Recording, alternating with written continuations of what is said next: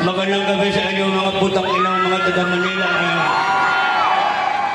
Unang-una, nanonood ako dito sa Hague. Ang dami po lang bumitiw na sa kay Marcos. Kalma lang kayo.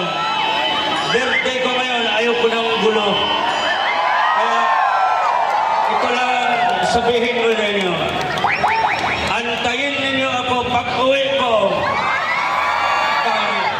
Lahat ng mga abogado, magkudita tayo.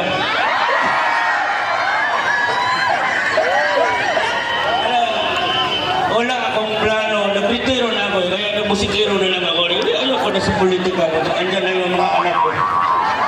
Bakit after of what I did, ito, Miss mensahe ko sa ICC, if I have to do it again, I will do it for my country.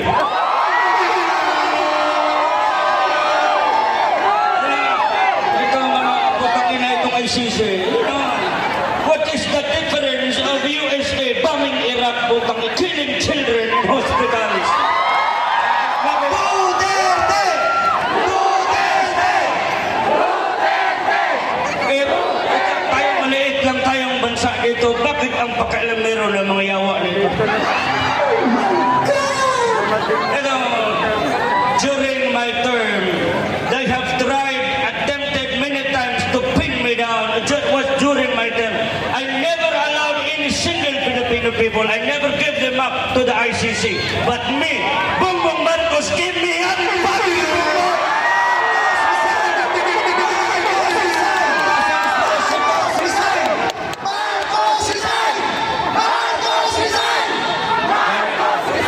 Alam na niyo, hindi ako nagsisi na pinalibing ko ang ama niya sa libingan ng mga bayani.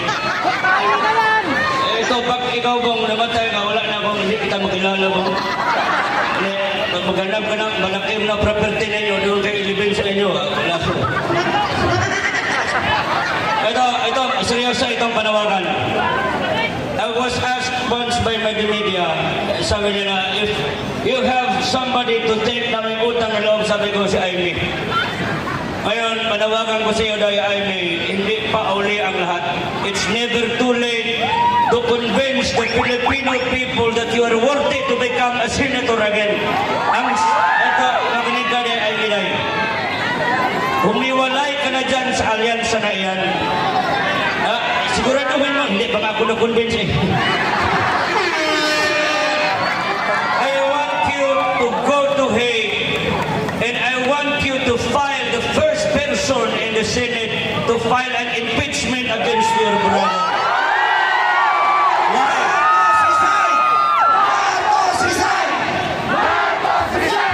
If tumahimik ka kayo, ingay-ingay ninyo. Nagsasalita si tatay dito eh. Birthday ko ngayon, ako ang ano ngayon.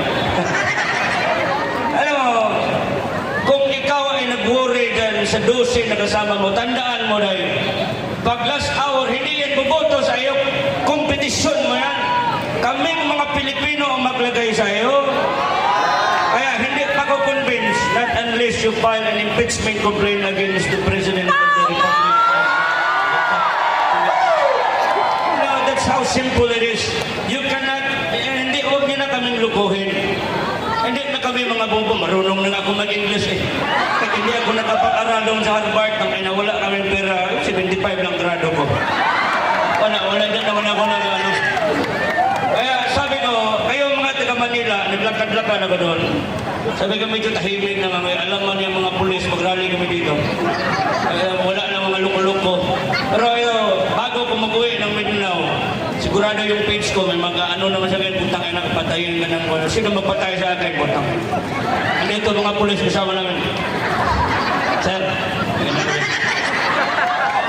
if you, during my speech, I had once a speech for the PNP, I told them, during my presidency, sabi ko, I will do my best to war against the drug.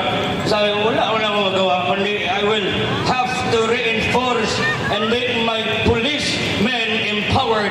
Dublihin ko ang sahod ng mga pulis. Doble ba yan? Dumating ba? Ito na, putang ina, ito na ngayon ang problema ko. Nung nag-umpisa na kami may suwar on drug. Joker ako eh. Pag nagsabi akong patayan, hindi man ako nagpatay. Nakita niyo ba ako nagpatay ako? Some people, they don't interpret my words under very demeaning, very low kind of thinking. You do not know me by Adam. Fuck you.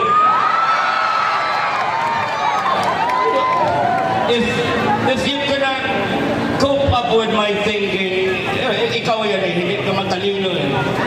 Pero ito na, sabi ko naman, ang ICC, pinagbintangan ako, nagpatay ako ng mga ano, mag-inulog ako sa helicopter, wala makakita noon, wala witness.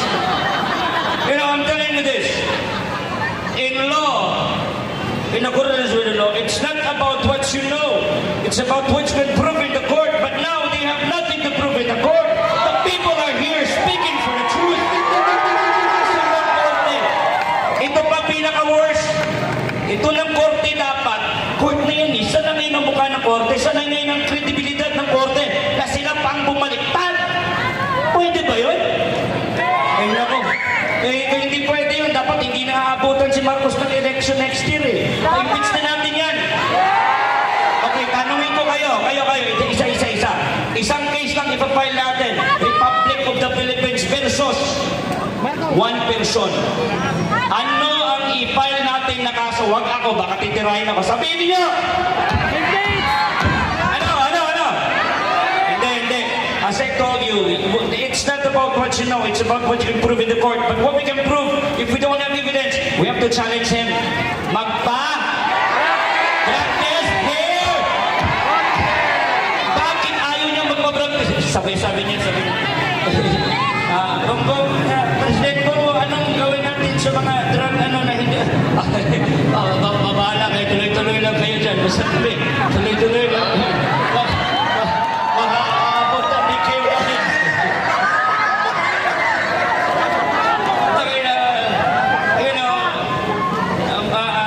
President Marcos, what can you say about the interview nila? Ito ang interview nila yun. Sabi nila, the narrative of kami, kumpiyansa kami sa alyansang ito dahil ang ito si Manny Pacquiao ng Bukidnon. Sa kangani po si Manny Pacquiao.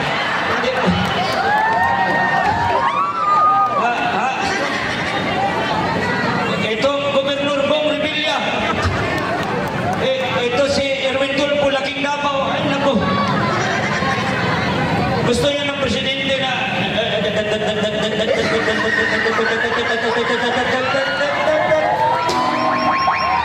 kantahan ko na lang kaya kayo muna.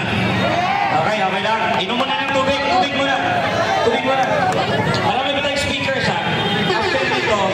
After nito, speakers na naman. Tapos ako na naman. Tapos kinabukasan, ako na lang walang boses. Kayo, okay pa? Malayo pang lumipad pa ako ha. Wala akong sponsorship. Hindi ako bayad. Pero may ticket na ako. Happy na din. Kaya thank you, Tijay, for inviting me here. Thank you very much. Alright, here's another one.